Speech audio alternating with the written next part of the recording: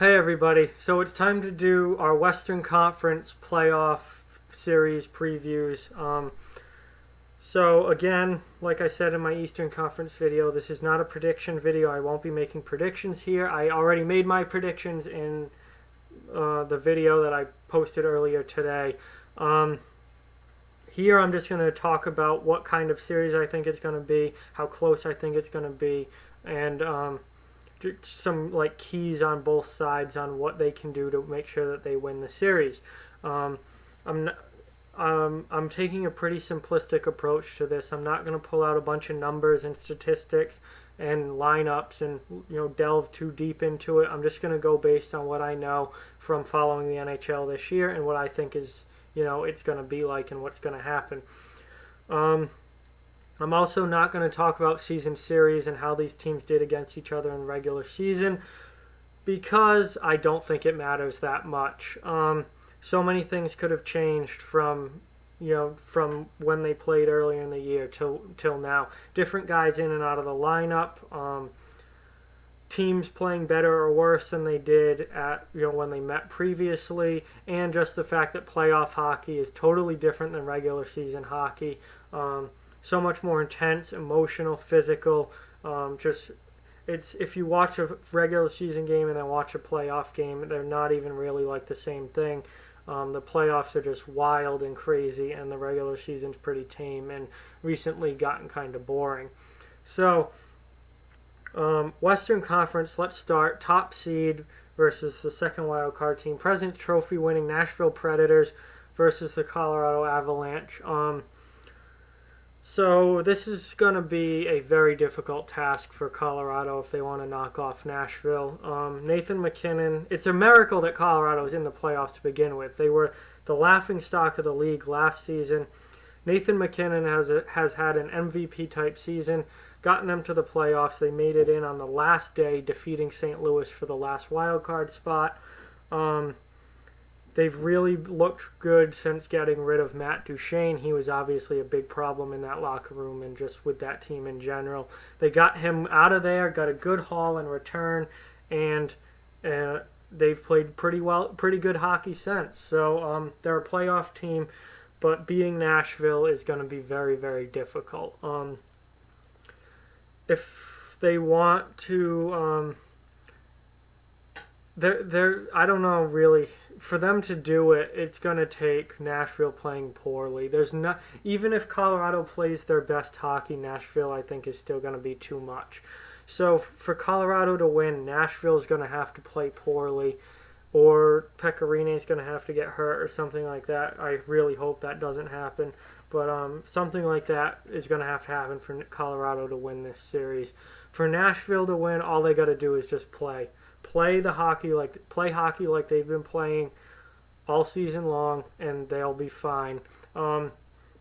Quite honestly, I don't think this series is going to be that close. I'm really happy for Colorado that they got into the playoffs, but I think their season ends first round. I don't think it's going to be that tight of a series. It will probably be pretty fun to watch. Still, it's playoff hockey, but I think they're going to be better series in not only in the playoffs in general, but also in the Western Conference. Next up, Winnipeg versus Minnesota. This, I think, will be a very good series, a very tight, close series.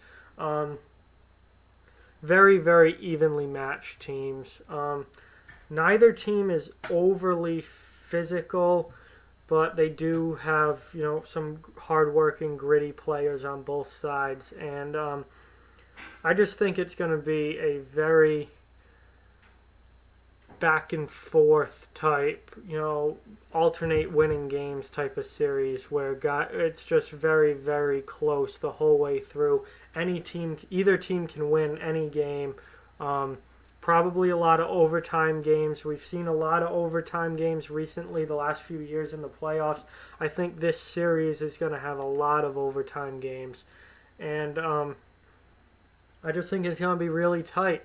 For Winnipeg to win, Winnipeg has a very high-powered offense. For them to win, they're going to need to score a lot of goals. That offense is going to have to thrive, and they're going to want to play more open hockey than Minnesota is. For Minnesota to win, they're going to have to shut down Winnipeg's offense. They're going to have to play a defense-first game, and with Ryan Suter out, that's a huge loss for the Wild on the back end. He's their rock defensively.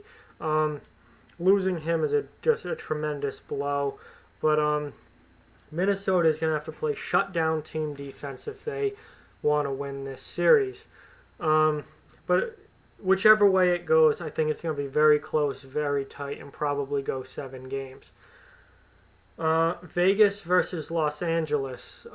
This, I think, might be the most exciting first-round series for the Western Conference, or maybe of the entire playoffs. This, I am really looking forward to watching this series.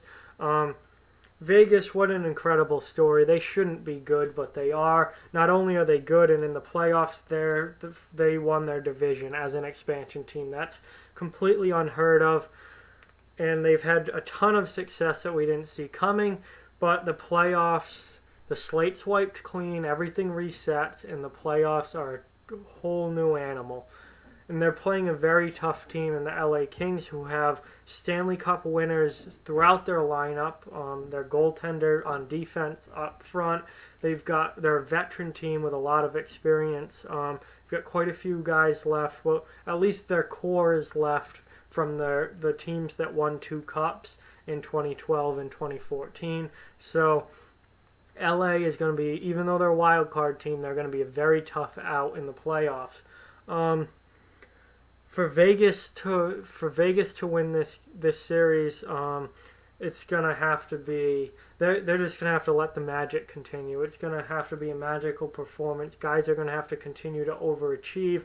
Marc-Andre Fleury is gonna have to be a brick wall in net, which he's certainly capable of. We've seen him do it before. It's gonna take an all-out team effort for Vegas to win this series. For the Kings to win this series, they're going to have to find a way to score goals. That's the one thing. They don't give up many goals, but they don't score a lot of goals either. They're going to have to find a way to score goals, and they're going to have to lean on their veteran leaders and let them lead the way. And if they get performances from their guys who have won cups and who have been in the playoffs plenty of times before, the Drew Doughties, Anze Kopitars, Dustin Browns, Jonathan Quicks, guys like that, if they can lean on them and they play like the playoff veterans that they are, then Los Angeles is in good shape in this series. But no matter what, in this series, I think it's going to be very exciting and very entertaining hockey to watch. And this is a budding rivalry. I'd say, obviously Vegas doesn't have a real rivalry with any team yet because they're so new to the league. But I'd say over the course of this season, they've built up the nastiest and most fiercest rivalry with LA, more so than any other team. So I'm hoping that it's a pretty physical, nasty series and should be really, really exciting to watch. And lastly, Anaheim versus San Jose. This is a lot like the Washington and Columbus series, I think.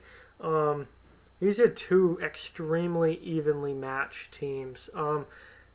It's really, really hard to pick between them and decide, who has an advantage or who doesn't. Or Anaheim got home ice, if you want to call that an advantage, but we've seen plenty of times in the playoffs where home ice doesn't mean a whole lot. We've also seen times where teams are unbeatable on home ice and it's everything. So we'll have to wait and see how that goes for the Ducks and the Sharks. But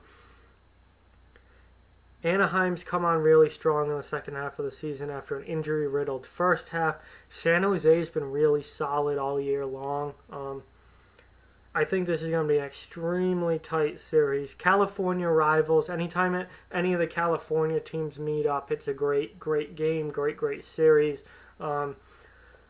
It's really, really exciting when the California teams play each other. Anaheim and San Jose should be, no different. This series should be good. I expect a long series. I expect a pretty back and forth series as far as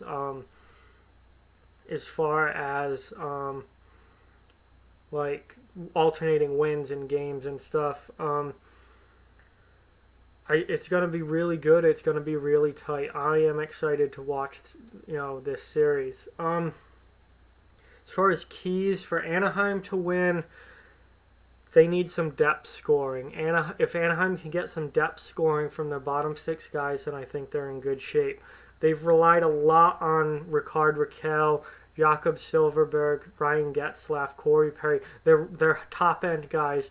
They've relied a lot on them for scoring, and most of their goals have come from those guys. If they can get Nick Ritchie, some of the fourth-line guys to chip in a goal or two here or there, they're in very good shape to win the series. And for San Jose, honestly, it's the same thing. San Jose also has a fairly top-heavy lineup, and they rely a lot on their top six. So when you look at their roster and you look at their lineup, their bottom six forwards are a lot of guys who are like, you don't really know who they are, and some of them are kind of old veterans who have kind of bounced around the league and are just hanging on as bottom six guys like Joel Ward, Yannick Hansen, Eric Fair.